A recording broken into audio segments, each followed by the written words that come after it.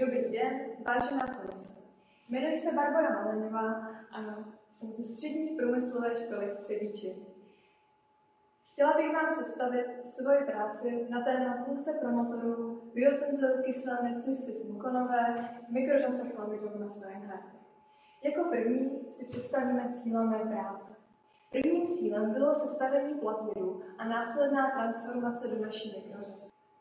Dalším cílem bylo ověření exprese genu s naším fluorescenčním proteinem a následné určení efektivity našeho promotoru. Ještě než se vrhneme na část teoretickou, která vám následně pomůže pochopit část praktickou, vám povím, kdy a kde jsem zpracovávala SOČ. Což jsem zpracovávala v termínech od května do listopadu loňského roku na Biofyzikálním ústavu Akademie věd České republiky v Brně, konkrétně na oddělení vývojové genetiky rostlin. Nyní se přesuneme na část teoretickou. Jako první začneme u samotného polutonu. Kde se vlastně v těch vodách ten náš fenol vezme? Fenol se nachází ve vodách průmyslu stavebního, překližkového, papírenského, farmaceutického, průmyslu, který zpracovává ropu, průmyslu, který vyrábí PET lahve. Odpadní vody těchto všech průmyslů v sobě obsahují fenolické látky nebo fenolické sloučeniny a jejich toxické metabolity, například chlorfenol. Nyní máme spoustu způsobů, jak fenol z vody můžeme dostat. Počínaje destilací, končí biodegradací, kterou jsme si zvolili my, protože ta se ukázala jako nejúčinnější. Je nejméně energeticky náročná, biodegradaci zvládnou různé jednobuněčné organismy. A my jsme si zvolili mikrořasu chlamydovna Steinharty.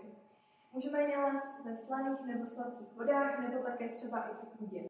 Má výrazné jadérko a chloroplast, který má tvar hníčku. To si zapamatujte, protože bude vidět krásně na konci na snímcích z fluorescenční mikroskopie. Naše mikrořasa z části zvládne degradovat fenol sama. A to, když vlastně se podíváme tady krásně na to schéma, tak vidíme, že z fenolu se stává katechol a potom záleží, zda se kruh katecholu odštěpí v meta nebo v ortopoloze. Když se odštěpí v metapoloze, tak je tam nějaký 2-hydroxymukonát, ale my, prosím, zaměřte se mi tady na tu ortopolohu, kdy vlastně vidíme, že tam je nějaký ten cis-cis-mukonát, který je důležitý pro naše promotory. Promotor je sekvence DNA, která obsahuje informace o začátku transkripce. V naší buňce máme transkripční faktor BAN, který je důležitý pro transkripční faktor BAN-O. Transkripční faktor BAN-O se v buňce začne exprimovat ve chvíli, kdy je přítomen cis-cis-mukonát.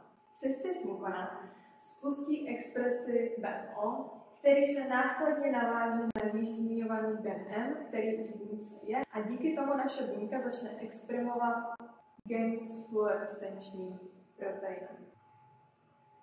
Fluorescenční proteiny jsme používali 3. Žlutý and Venus, červený and Sherry a ten nejvíc klasický GFP, ten je úplně vpravo. Nyní se přesuneme na část praktickou. Začneme tvorbou plazmidu a to metodou Golden Gate Cloning. Metodu Golden Gate Cloning si můžeme představit trošku jako skládání kostiček Lego. Vezmeme naši DNA a rozštěpíme ji endonukleázou.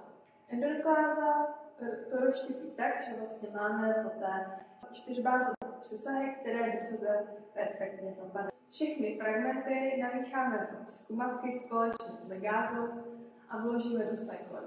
Ligáza fragmenty slepí a máme výsledný konstrukt. Následná je transformace do bakterií, která probíhala metodou elektroporace. Elektrický výboj se slabí stěnu bakterií a tím pádem naše DNA může v pořádku vniknout do bakterie. Následně ty bakterie zasadíme na Petriho misky a tam používáme 2 typy selekcí. Používáme selekci s antibiotikem, konkrétně ampicillinem, kdy vlastně našim buňkám nenaroste buněčná stěna, tím pádem nepřežijí. A druhý typ selekce, který jsme používali, byla selekce modrobílá, kdy vlastně máme LAC-Z gen, do kterého my vložíme ten náš gen.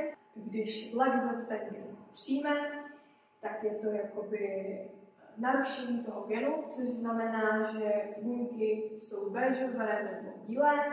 Když LAC-Z gen nepřijme a znovu se spojí, tak buňky takhle krásně zmodrají. A to bude důležité u další metody. Následně přišla metoda kolony PCR, která slouží k rychlému screeningu toho, zda se náš plazmid nachází v buňkách. Přichází elektroforéza, kdy vlastně my zkoumáme, jak je náš produkt veliký. Na elektroforéze si vybereme ten produkt, který by mohl být ten náš volený, a následně z kolonie bakterií vyizolujeme náš plazmid. Ten QR Prep Spin Mini Prep Kit od firmy Coagen, který funguje na principu alkalické lize. Po vyizolování plazmidu přichází transformace našeho plazmidu do mikrořas. Dříve však, než natransformujeme náš plazmid do mikrořas, musíme provést sekvenaci. Sekvenaci provádíme z toho důvodu, abychom viděli, zda se fragmenty za sebe naskládaly tak, jak my chceme. Další je teda ta transformace do mikrořasy chlamydomonas reinhardti, kde my vlastně vezmeme linearizovaný plazmid, který dáme do zkumavky s naší kulturou společně se vrstvičkou skleněných kuliček a poté zvortexujeme. Plazmid by se tím měl dostat do našich buněk. A zde můžeme vidět misky transformace, kde vlastně tady v tom červeném proužku vidíme ty zelené puntíky, které jsou ty naše mikrořasy, které obsahují ten náš plazmid. Nyní se přesuneme k výsledku. Výsledky vlastně máme ze dvou metod. První je fluorescenční mikroskopie a druhá je průtoková cytometrie. Nějaké snímky z fluorescenční mikroskopie můžete vidět zde na obrázcích. Vpravo ty modré šmouhy jsou jádra. Vlevo jsou vidět krásně ty misečky toho chloroplastu. Další je průtoková cytometrie, která nám umožňuje zkoumat buňku po buňce. To za pomocí laseru. Zde vlastně můžeme vidět nějaké grafy z té cytometrie. Vlevo v tom rámečku, tak to jsou všechny buňky, které jsou chlorofil pozitivní, což znamená, že jsou živé. V tomto vzorku bylo přes 40 000 buněk, z toho 30 000 je chlorofil pozitivní. Z těch chlorofil pozitivních my potom vybereme ty, které jsou pozitivní na fluorescenční protein. Tady například máme GFP. Z celého počtu 30 000 buněk se fluorescenční protein exprimoval pouze 253 buňkách. Pak tady mám další graf, kdy vlastně svislá osa reprezentuje poměr vlastně těch buněk, které jsou chlorofil pozitivní, ku GFP pozitivních buněk. Tady dole jsou popsané ty vzorky. Můžete tam vidět nějaké puntičky, tak jsou tam modré, červené a zelené. Modré puntičky jsou kontrolní body. Což znamená, že jsme do těch buněk nepřidali žádný cystismukonát, fenol nebo kyselinu salicylovou nebo něco podobného. To je čistě to, jak ty buňky fluoreskují sami o sobě. Správně by po přidání fenolu nebo kyseliny salicylové, což je jedna z metabolit fenolu, měly být červené a zelené puntíky nad modrými čtverečky. Nebo když by se nic nedělo, tak by se měly překývat. Ale to, co jsem teď říkala, že by mělo být, což znamená, že ty červené a zelené by měly být nad těmi modrými, se stalo jenom pouze v několika případech. Vlastně puntíky, co jsou pod těmi modrými, nedokážeme ještě vlastně pořádně vysvětlit, co se vlastně stalo. Krásně to třeba můžeme vidět u vzorku 21V1A1. Krásně máme tady kontrolní bod, máme pod kyselinu salicylovou a fenol máme tady krásně nad tím ještě. Nyní se tady přesuneme k závěru a to, že jsem já rozšířila znalosti v oblasti mikrobiologie a genetického inženýrství. Osvojila jsem se metody, které jsem prováděla a na závěr můžu říct, že biosenzor se zdá být funkční, ale jsou jenom nutné nějaké optimalizace, co jsme vlastně viděli v tom grafu předtím.